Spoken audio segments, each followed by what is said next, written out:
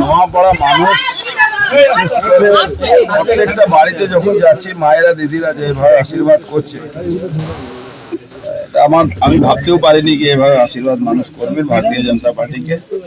আমরা তো একটা মাত্র ক্যান্ডিডেট আছে, আমরা চেষ্টা করি কি মানুষের পাশে পৌঁছে ভারতীয় জনতা পার্টির কথাগুলো, সনাতনীদের কথাগুলো মানুষ কাছে পৌঁছাই।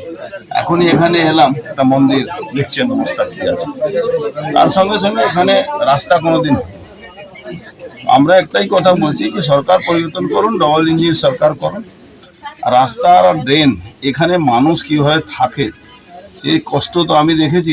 বিকালবেলা এখানে মানুষ দাঁড়াতে পারে না, অত মাছি মশার উৎপাত। মন্দিরের কোনো ব্যাপার হয় না, মন্দির তো আমরা আমাদের সনাতনী আছি, মন্দির আমি করা আমার ধর্ম আছে, মন্দির করা আমাদের ধর্ম, মন্দির আমরা করবই।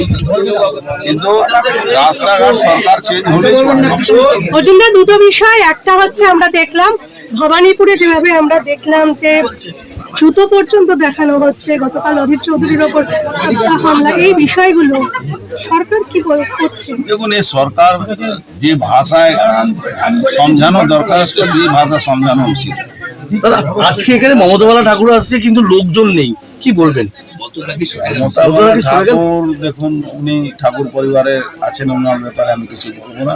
কিন্তু সনাতনী হয়ে এখন কোনো মানুষকে তৃণমূল করা উচিত।